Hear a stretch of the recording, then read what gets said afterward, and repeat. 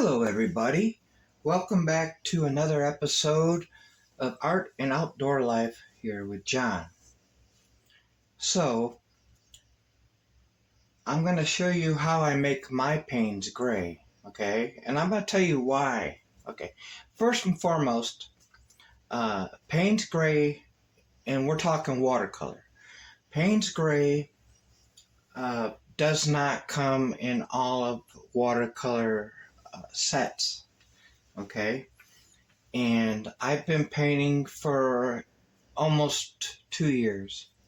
It'll be 2 years, or a year and a half. It'll be a year and a half in October.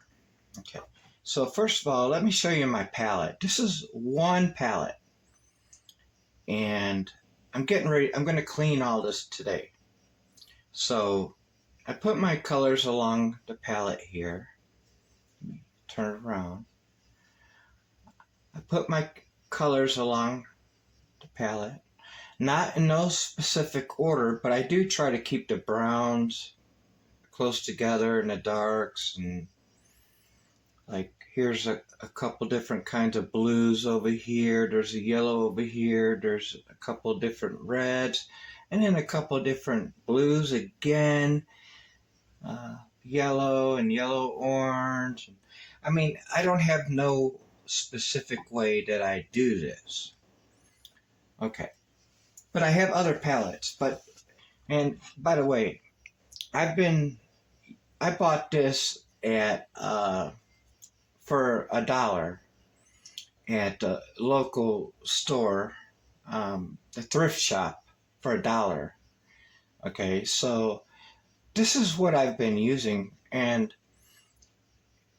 in the middle here, it's kind of different. I mean, it's wide, but it's not, it's on an angle. But like right here, this Hillshire Farms. When I like this because when I'm mixing in that, especially when I'm laying paint right here, I can get my brush to like come across there. Anyways, let's get to the point here. Okay, I'm going to show you a few things in here. First thing you need when you're making Paynes Gray is you need black. Okay, so what I do is I put a little bit like that. Put a little bit like that. Now, Paynes Gray is tricky and subjective to a lot of people. Even when Paynes Gray comes in a tube, in different companies make them. So here, I'm just using a primary blue. But what I'm getting at, it's always going to be black, and it's always going to be a kind of blue. A lot of people use ultramarine blue. Sometimes I use cerulean blue, but no matter what I'm using a blue and a black. So I'll put it here, and this is a primary blue. Now the tricky part is you got to have water in here. And can you see all of this gunk? Okay, so it's putting here and then bringing the blue over. I don't know if you could see that right. Here and over. And then testing it like this. Okay, so there's one shade. So if I wanted a little more blue, I'll add a little more blue. And I'll get that shade. And if I want more black, then I will get that shade. If I really want it blue, I'll get this shade. Okay, these are ideas. Some people add red in here, and that's fine. And don't forget, I'm using primary blue. The blue makes a big difference on how the shape, the color tone is going to come out, but also how much you mix it. And once you have your right mix, then you can go ahead and you go put it in a palette of its own, so you have your own. Now, some people use or take Paynes Gray as, for example, red, blue, maybe green, yellow, just all the stuff that falls in the middle. And then they'll have like this. This is from everything that's fallen in here, and there's a lot of brown in here. And they'll say, okay, well, that's Paynes Gray. And this is actually a combination of all kinds of colors from my palette. This palette. And I'm getting ready to clean all this out. So I just wanted to let you know how I do my Paynes Gray, how you can do it. And I would suggest that you, when you mix your own Paynes Gray, to put it in a little anything off to the side. Like you could put it in one of these containers or just a little bit, so that you have all the time that you're happy with. You could put it in anything that you want, but notice that this is a combination of all kinds of colors. Right here, it looks brown, right? And that does lead brown. That does lead toward brown. But if I add a little bit of blue in there,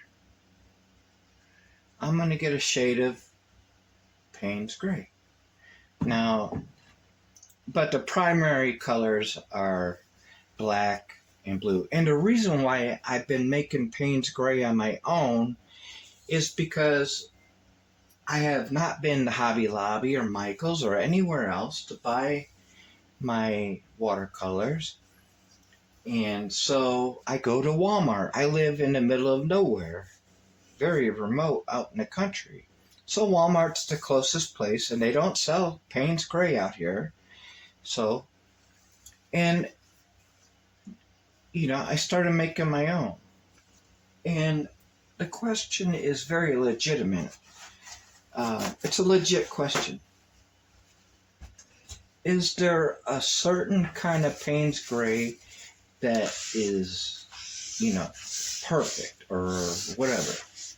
The answer to that is no. There's no such thing as a perfect Paynes Gray unless you are Mr. Payne himself. Because, and it's also like that with other colors. For example, you can buy different blues, but in different blues from different companies will come out slightly different pigments. Okay, but the cool thing, what I like about when I make my Paynes Gray, is that I can make my shade. I can make them how I want them. Okay, and they're neutral colors. This one's very dark. This one's very brown, right?